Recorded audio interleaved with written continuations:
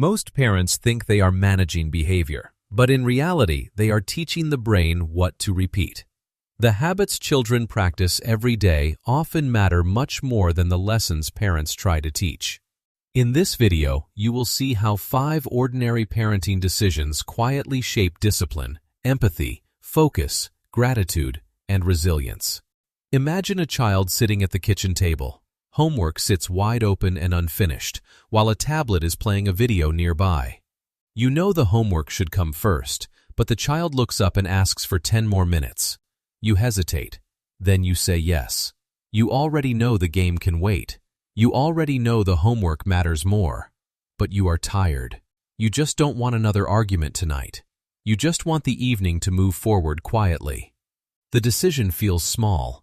Most parenting decisions do. But children learn from repeated experiences far more than occasional conversations. What gets repeated gets reinforced. The real issue is not homework, and it is not the game. The real issue is the lesson the brain absorbs from that sequence: responsibility first or reward first. The same pattern appears in dozens of ordinary moments. When children help others, when they use screens, when they face boredom, when they practice gratitude, or when they want to quit something difficult. Each moment teaches something deeper than behavior, because character rarely develops through lectures. It develops through experiences repeated often enough to become habits, and those habits eventually become the person your child will rely on later in life. Every day, a child can switch seamlessly from watching YouTube to playing a game, and then straight to scrolling through short videos, without a single moment of quiet. Many parents look at this and think to themselves, at least they're occupied and not causing any trouble. Most of us worry about the content our children are watching on those screens, but very few notice what this constant stimulation is actually teaching them. The problem is not the content. The way it works is simple. A child's brain quickly adapts to constant excitement and immediate rewards. The modern world is just no longer designed to build patience naturally. The brain adapts to whatever childhood repeats most often. When everything is available with just one tap, focus, patience, and frustration tolerance develop much slower.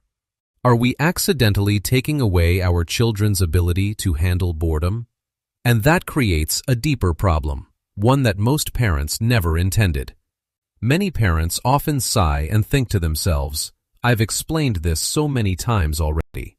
We can spend 10 minutes talking to our children about responsibility, but right after that, allow them to play games before doing their homework. Children hear what parents say, but they remember what actually happens.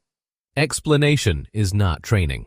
The brain naturally prioritizes real experience over instruction. Repeated actions quickly become expectations and standards in a child's mind. When real experience contradicts words, the brain automatically chooses to believe the experience. As a result, children can understand the lesson perfectly on an intellectual level while practicing the exact opposite behavior every single day.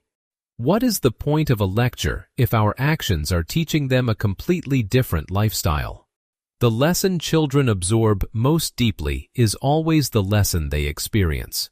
And this becomes obvious in the very first habit most parents underestimate.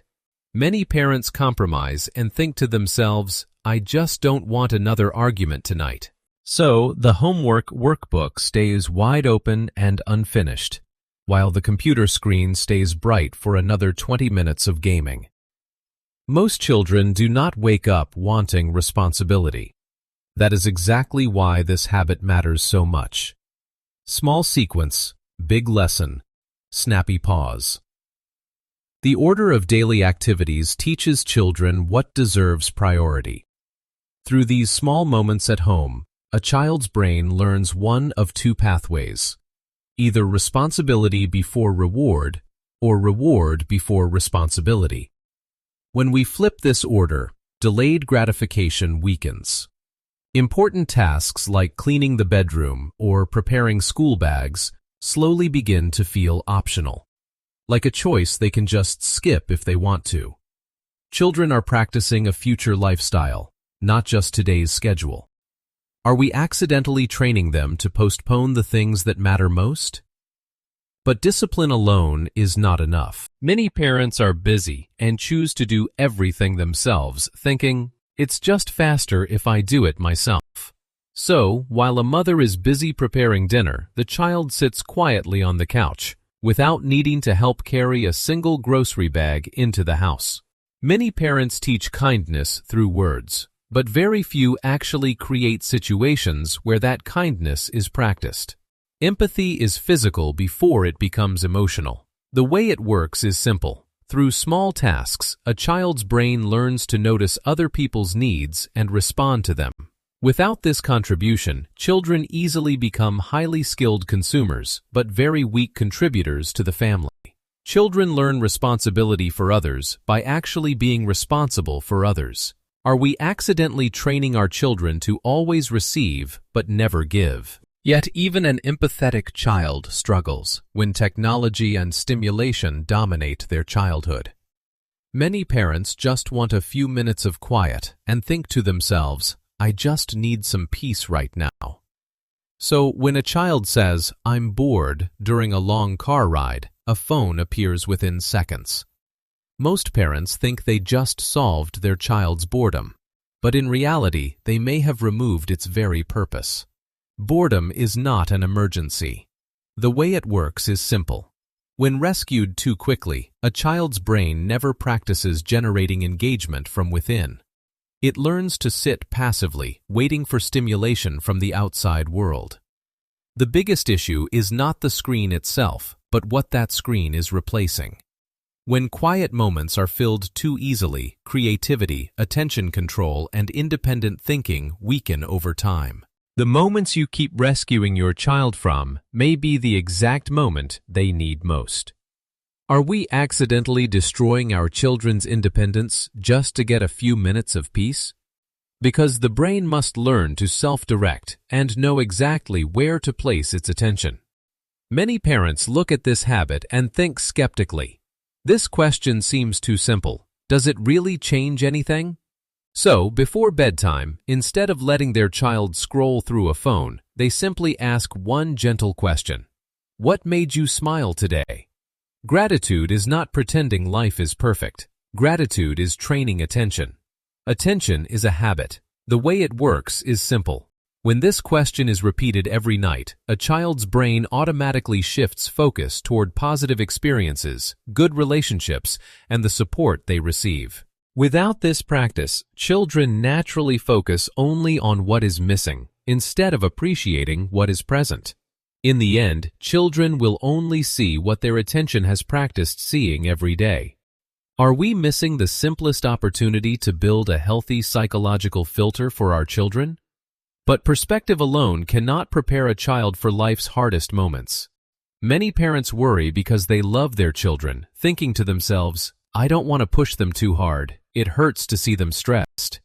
So when a child wants to quit piano lessons because they keep making mistakes and hitting the wrong notes, the parents immediately agree to let them stop. Naturally, children move away from difficulty, but growth requires moving toward it. Difficulty is not damage. The way it works is simple. Through challenges, the brain learns that frustration can be tolerated and that improvement always follows effort. A child becomes confident after facing difficulty, not before. If we always let them pull back, avoidance becomes the child's default response whenever discomfort appears in life. The child who never struggles never discovers what they can survive. Are we accidentally taking away the opportunity for our children to become stronger? And this is where all the habits we just discussed finally connect. At some point, looking back on this parenting journey, we might sigh and think to ourselves, "I was only trying to get through the day." But those arguments at home were never really about chores. Those reminders were never really about the screen. Today's convenience can accidentally become tomorrow's weakness. Imagine a moment in the future. No parent is nearby. A major setback appears. And that child must make a very difficult decision alone. How does a human being respond then? The brain automatically falls back on the patterns and behaviors practiced for years throughout childhood. Character in adulthood is something that can never be improvised, if it was never practiced as a child. Every repeated daily habit is quietly shaping the future adult hidden inside today's child. Every small routine will eventually become part of the person your child will have to rely on later. And this is the exact moment we must step away from short-term behavior correction and look at the long-term identity we are building together. Most parenting moments are not about controlling behavior in the moment.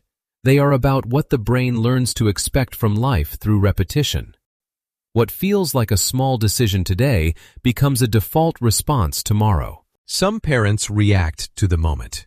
Other parents notice what the moment is teaching. The difference is not intensity, it is awareness of repetition. You are not shaping perfect behavior, you are shaping what your child considers normal.